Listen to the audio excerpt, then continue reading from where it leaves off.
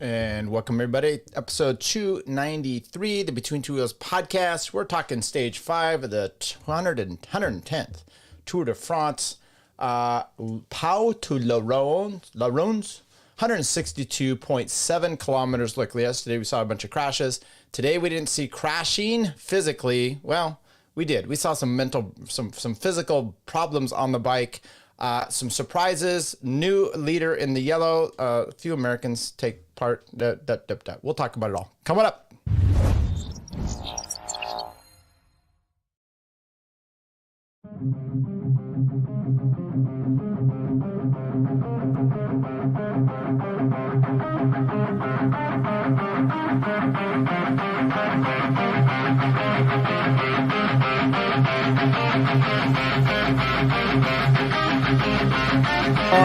Massive number of people have been upgrading. Yes, there you go. You see the graceful limb that you were talking about before. The race we've got yet again, and a victor then goes victory to an American, Andy Hampton. The felt it go by. He looks at the Colombian rider. How are you doing? Straight past Santiago Botero, and he's coming up to Pantani.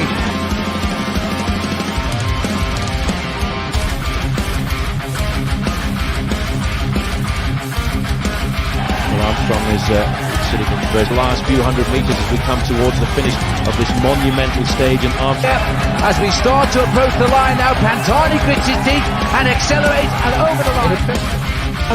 Is going now to win stage number 15. Sepp Kuss, an emotional finish from Durango in the USA. Sepp Kuss wins.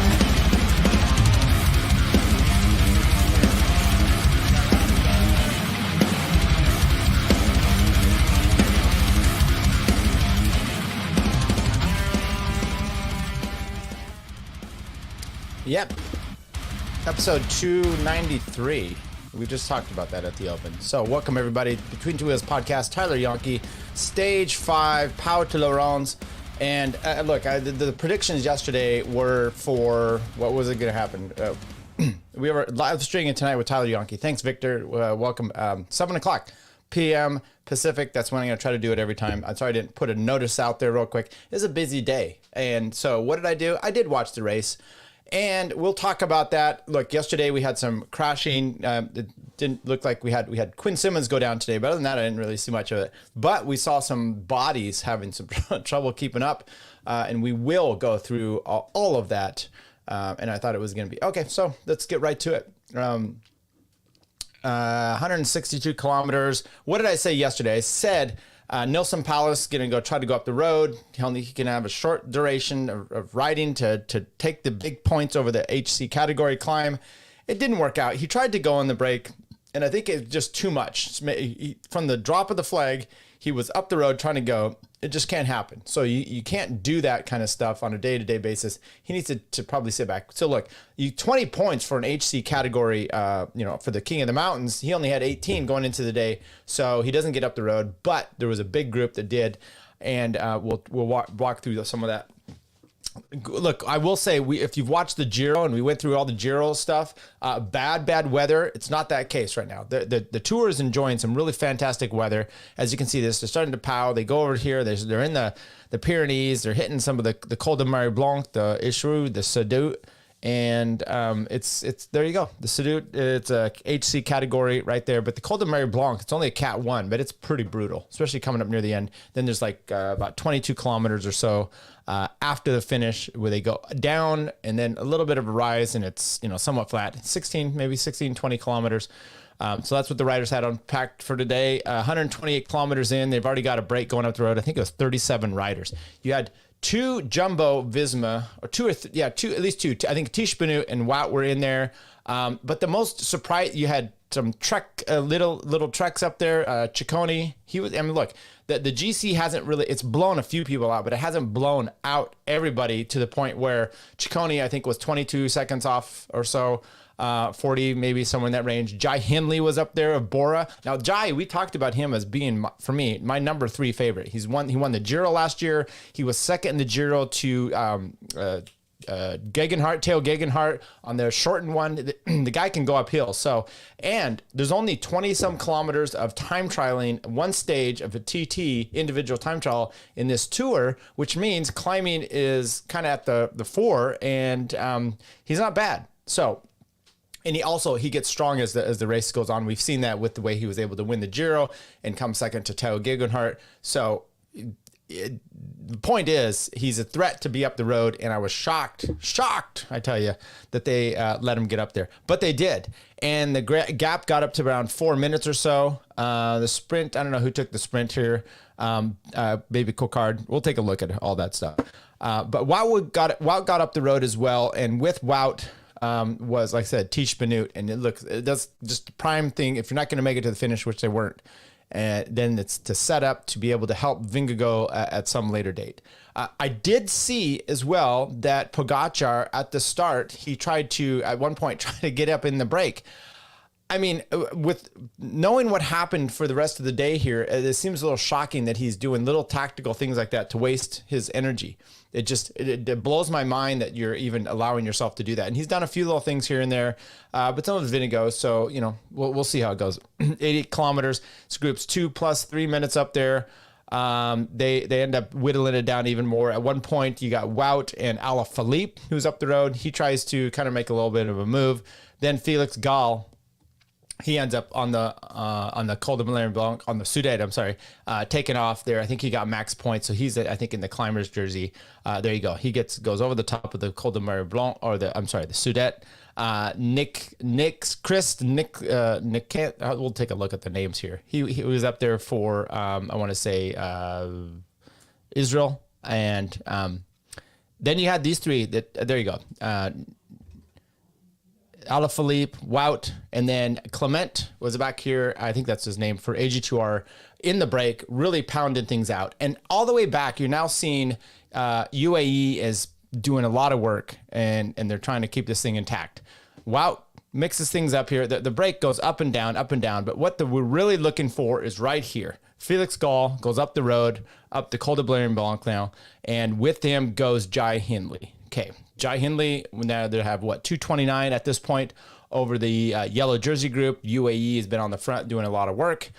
Behind him, you've got some Ineos riders in the race as well that are up there. Martinez is up the road there. I'm trying to remember the other guy was up there, but then back in the main group, you've got Rodriguez, you've got Egan Bernal, you got Pidcock, even with the yellow jersey group. They're not really doing much that you'd think of here. Even Danny Martinez, you'd expect him to formally be quite the climber, and he just was having a little problem. Matteo Jorgensen, he's up here. Jack Haig is up here in the break as well. And Ciccone is up here in the break. And they're all looking to kind of make a statement. But Felix Gall has been the climber guy. I think he won a stage at the Giro off of the climb. And Jai Hindley can obviously go well. So Jai marks him well, does a good job, and those two go away. At 20.1 kilometers, Jai Hindley takes off. Now, we're not going to see this really here right at this point, but back in it's basically at the exact same time, just a little bit further back here. Now you can see the yellow jerseys, 2:08 behind Jai Hindley at this point. You then see Wout has drifted off the break. He comes back to the Vingegaard group, and at this point, Pogacar has Adam Yates with him. That's it for teammates. And Wout gets on the front a little bit. Right behind him is the #1 lieutenant, best climbing domestique in the world, which is Sepp Kuss. Sepp Kuss, right at this point, this is where they start to take off, and Sepp starts to put it down. That's when Jai Hindley says, "Oh, whoa! I'm getting rid of Felix as well. I need to get up the road." And it's a simultaneous. I don't know if his team car told him to do so, but it definitely was something that was necessary. You can see here right at the same time now, Sepp Kuss is leading Vingegaard. On Vingegaard's wheel is Tadej, and on his wheel at this point is Tom Pidcock. A little bit before this, Pidcock was getting distance with Adam Yates, and with Adam Yates also Mike Woods, Simon Yates, and I'm not sure who the other riders are here. David Gaudu. And so then Pidcock actually went around them, and I thought that was somewhat impressive of Pidcock to make a little move. Now, it might have been all for naught. I will look in the standings to see actually how he ended up faring on the day. But Sepp Kuss just he just lights this thing up as he only Sepp Kuss can do. And you're seeing here it was what 210 at one point, and then it's coming down to 153, and then as Vinigo wants to do, he just took off. And look at the head movement here of Pogačar. There's nothing he's really able to do. He's a very jumpy guy, and he did not at all make much of an effort to get onto Vingegaard's wheel. Vingegaard just takes off, and Pogačar ends up dropping Sepp Kuss. We will talk about that in a tad bit. But here's kind of the move then. Vingegaard comes up around Tiesj Benoot. Once again, Pogačar is trying to catch on, and now it's a bunch of stragglers that Vingegaard is blowing through at quite a tremendous pace. Tiesj Benoot can't do anything to help. There's not a single thing he can do, and Tadej's out there struggling himself. Now, Tadej's going through all these stragglers as well. Coming up and over the climb here, let me see. This is Jai Hindley. Comes up and over, and I want to say at the top of the climb, we'll see exactly where Vingegaard is here, but 15.9 kilometers to go. Jai Hindley's in the lead. He's got 2 minutes over Adam Yates, 1:43 over Pogačar, and now it's 1:01 over Vingegaard, and I think it's 1:03 at the top of the climb. So let's break that down because they're not going to show it here on this little highlight clip that I'm going through. But as we said, Pogačar tries to go. Sepp Kuss had been on the front doing a yeoman's work. Vingegaard takes up the road. Pogačar goes after him. And you'd think Sepp just sits up, but he actually doesn't. He claws his way back, and by the time they come over the top of the climb, he's on Pogačar's wheel. And the reason I kind of emphasize that is for a few reasons. One, it's impressive that Sepp Kuss does that just to stay up there in case something happens to his team leader up the road. Let's say he gets a flat. In the worst case scenario, Sepp is at least up there with Pogačar, and you have then neutralized. You're not losing any time if there's something that has to happen, and you need to be helping Vingegaard go out. Perfect. Or let's say your team leader goes off the road and he's done for in the race. You've at least put yourself in position to do something good. And there was no problem because what you're going to do then is just sit on. It also emphasizes too, though, another thing, which is Pogačar. Well, like I said, he was flying through everybody else, but he wasn't still riding shabby. I mean, he was having a hard time. He losing a tremendous amount of time here, quote unquote. To Vingegaard, but he is still hurting one of the best climbers in the world, Sepp Kuss, who had been doing work, but sitting on for the whole day. So I just wanted to kind of put that in perspective that while Tadej wasn't necessarily brilliant, I mean, he's still brilliant. Just Vingegaard was the man. So Jai Hindley's up the road, 6.1 kilometers to go. He's got now 50 seconds over Vingegaard. Vingegaard's been plowing away. You've got Emmanuel Buchmann. He's not going to help because his teammate Jai is up the road. You got Ciccone, who does take a turn on the front and then immediately peels off because he's on the radio and his team manager's like, no. You're going to win the sprint at the finish. Make this guy do all the work. And then you had Felix Gall out there as well, and he's not going to do any of the work. So for the most part, and they did catch up. I'm trying to remember one of the other, maybe it was when they caught Felix or one of the other ones.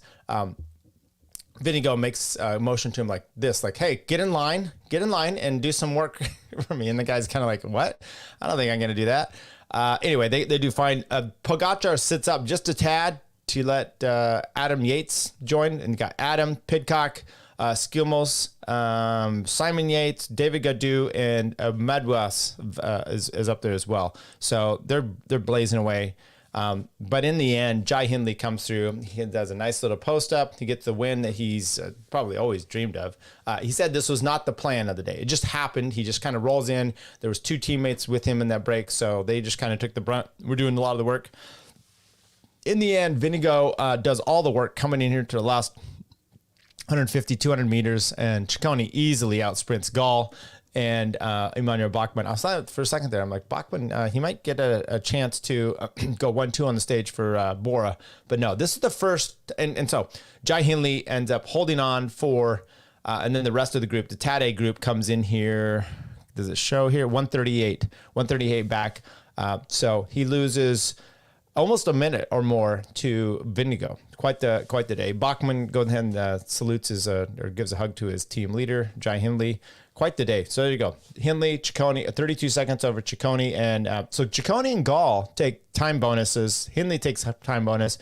Vindigo loses out. But he's like, I got to push all the way to the finish because third place time or second place time bonus is going to be less if I just sit around. So he hammered that out. Skilmos doing great for Little Trek. Daniel Martinez for Ineos 138, Pogacar 138, Gadu and Rodriguez. So 2 Ineos riders there at the 138 mark, along with Pogacar, and Sepp Kuss came in with that group as well. I don't know what that's showing other than Pogacar and the rest. So you got Jai Hindley in yellow. I think they said the first yellow jerseys for Bora since 2018 with Sagan. So it's been a while. First Australian probably since Cadell. Rowan Dennis I think was in there as well.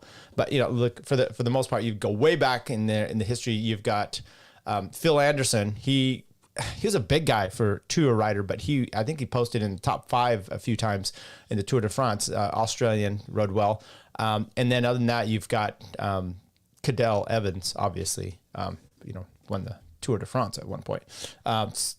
We got Felix Gall here in the polka dots, lost out for, and then here's tomorrow. Tarbes they go over the Tourmalet, and where does this one go to tomorrow? Caracat, Cambasque, I don't know what the heck, people in their language. But you're going to do the Cat 3, the Côte de Campfund La Bans, the Sarin Colin Sprint, the Col d'Aspin, and then the Col de Tourmalet, and then they finish up the Cambasque, Cat 1. So you've got Summit finish tomorrow. You did not expect what happened today to necessarily happen.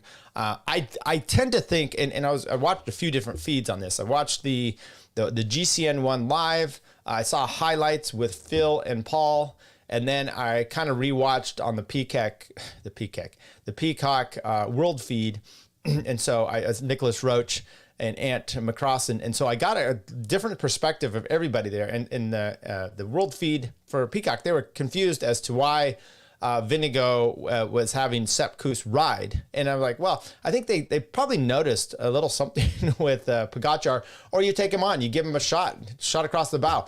Look, this is one thing we didn't know about Pogacar coming in, which is, last year, I think they wore him down. He did a lot of stupid stuff. He's prone to doing a few of those things. I think Vindigo is much more reserved and on point for how he takes on the tour. Much more of a sniper than a spreading shots everywhere, which Pogacar likes to do. With breaking his wrist too, Pogacar, we didn't really know where his long distance fitness was really at. I think you showed his punchy, his stuff. He's still fine, and I think this is maybe a shot to take him on, and that's exactly what we did. Okay, so let's take a little deeper look at all of the results. And it's a short day. Hope you guys had a good 4th of July. It was rough here. My dogs don't do well with fireworks, and there was a lot of fireworks. Okay, Jai Hindley gets it to 10 second time bonus. 32 seconds over Ciccone. And Felix Gall, Emmanuel Bachmann, Jonas Vingegaard, we talked about that already. Skilmos comes in with the next group with Martinez, Pogacar, Gadu, Rodriguez, Jack Haig, Sepp Kuss, top American for the day, Simon Yates, Valentin Madouas, Adam Yates. And then the next group, Ben O'Connor, loses a little bit more time with Pidcock, Roman Bardet, Mike Woods, Pinot, Alaphilippe, Matteo Jorgensen. Matteo Jorgensen was up in that front group. I thought maybe he was going to have a chance, but and I don't hold my hopes up too much. If it was, early on, like if he was in the Giro coming off how he had done early in the season, I would say Jorgensen might have been a guy that you'd look to today. But I think he might be riding into the Tour, but he's not quite where we would expect him. And then Tish, Benoot, Clement Bertad, he was the AG2R guy that was really blistering it up there. Guillaume Martin. Okay, so let's take a look here at the GC. And then we'll look at kind of some people that have gone ups and downs. Hindley obviously rockets up into first place. I don't know. This seemed dangerous to having him up the road for getting in such a time gap on everyone today. And I know that's why UAE was riding today, and that's why Vindigo went nuts, trying to pull him back there. There's Vingegaard is doing everything he can to pull back Jai Hindley and also to gap off the Pogacar in the back. And he was doing a good job. He closed that. He had a 103 over the top of the climb. And when he came in, it was 32 seconds. So he halved that coming down the hill and whatnot. But I also thought for Hindley, for the last 15, 16 kilometers, for a guy that doesn't time trial well, pretty solid. And, Vingegaard did get a few turns helped in there. You see these guys here, dropping 4 places. Taddy just didn't do it today. Simon and Adam Yates, they both had some tough time. Bachmann soars up the GC, as does Ciccone, up 14 places. They're only a minute out for those two. I mean, those guys were not that far off in the first place. So Vingegaard, he goes out 4 places. Yet, he goes up into second place, but yet he is further behind than he had been. Yates, those guys. Skilmos moves up. Rodriguez for Ineos moves up. Ineos' top place is 9th here. Godot is in the top 10. That'll probably improve. Mike Woods drops down, yet kind of solidified himself in that top 10 group there today, because there's some guys that are up above him that were kind of in the break, but I thought he did pretty well. Romain Bardet, not as much of a day you would expect. Pidcock, up and down. I mean, it's good to see him kind of struggling on there and hanging on. He's not quite the best of his team yet, but yet he was doing pretty good. He was trying to hold on, and then they overcame and caught back up with him. Sepp Kuss, you're just going to see him slowly pick his way and move his way up the top. I mean, he can do a top 20 without even trying. So who really dropped down here? Wout drops out. Dylan Toynes, but we don't really, neither one of those were really battling for much. Anybody have a real bad day? Danny Martinez moves up. Tobias, Alberto Bettiol. None of these. Felix Grossschartner. Victor Lefebvre. There you go. That's kind of the guy. That's what we're looking for. I'm looking for a guy that really blew up today, and it was Victor Lefebvre. So his team was hoping that he had some. He goes up the road yesterday to get the king or the sprints jersey. This team was all pissed off because they're like, hey, you're just saving yourself. I don't think that had anything to do with what he did today. I think their thing for him is, hey, he's not going to be in the top, especially after, and maybe that's his idea today. I'm going to sit up, or maybe he had a bad day, and then go for some stages. At this point, that's really all he can do. But he really was the one that probably dropped the most. Nilson Powless drops down 26. He got dropped out today. But Lefebvre looks like the biggest. Dries Devenins, he drops 46. I think 50 is the most I've seen any one person drop out today or drop down. So everyone finished though. Fabio Jakobsen was really having some struggles, and good to see him finishing. Jasper Philipsen still in the lead with 150 points over Coquard. KOMs, you now get Felix Gall, Giulio Ciccone, 19. Jai Hindley at 18, but Nilson Powless 18 still, so he's got a chance at this. The youth jersey is going to be Pogacar, but just barely over Skilmos. Team is still Jumbo Visma top. How did the USA top placement go? Well, let's look at just the nations here. I appreciate you asking that, Victor. So on the stage, and by the way, Quinn Simmons had a crash today. He got ripped up on his side. He's not much of a climber anyways, so for him, just jump into the autobus and get home. Nilson Powless, once again, not the best day. So you had 2 of them up here, which was, one was in the break, which was Matteo Jorgensen, which we talked about just a little bit. He had a decent day. He's 22nd on the day, 157 back. I mean, he comes in with just behind Pogacar and those guys, so he actually did fairly well for being in the break and then still kind of clawing on, because he is one of those better climbers. I think you're going to see him coming better in the day. But other than that, it's Sepp Kuss. Sepp Kuss, I thought was exceptional for the job he had to do and then still holding on. Kevin Vermaeke hanging in there, 11 minutes back. The Kevin Vermaeke, Lawson Craddock, Nilson Powless, Quinn Simmons, they're just trying. They've got rules and team things and duties to do. Not much of what you would expect, other than so Sepp Kuss. It's going to be Sepp until we get to Quinn, when he might get a chance to do something on his own. Some of these other guys maybe a little. Look, as an example, Kevin, he's going to be working for Romain Bardet. Craddock is working for Simon Yates. Nilsson is doing the KOM. Quinn Simmons is doing too much for Mads Pedersen. So you got Matteo that gets a chance like he did today. And then Sepp, it's all about Jonas. But he's always at the pointy end of the race. So that's why he at least gets a chance to do something fantastic. Okay, that's today. Tomorrow we get another shot at the Pyrenees. And like we said, this one's over the Tourmalet, nasty, long ass climb, 17 kilometers at 7.4%. It's just a slog. But before that, we have the Col d'Aspin. It's 12 kilometers at 6.6. I mean, those are going to wear you down. And then you do have a mountaintop finish, so to speak. It's kind of breaks into two here. They say 6.1 kilometers at 5.5 and then 5.3 kilometers at 7.5. So it looks like it finishes kind of as a stepstone and it finishes up there. We only do 144 kilometers. So a little bit of shorter stage, but some big ass climbs, 3 big ones, or at least 1 big one and 2 super good sized ones. That's tomorrow. That's Thursday. We got Friday. This is going to be a sprinter's day. It'll be interesting to see. I'll see if I can get any info on the finishing stretch, if they actually have a straight line or not. And then do you go against Philipsen? I mean, the guy's got the best lead out right now. The way that the teams are, you just get one guy that can put you in the right position and do it at the right timing. And it happens to be Matteo Van der Poel is doing all that for everybody. And then we have the weekend races. Little choppy stuff, possibly a sprinter, maybe a Mads Pedersen type of thing.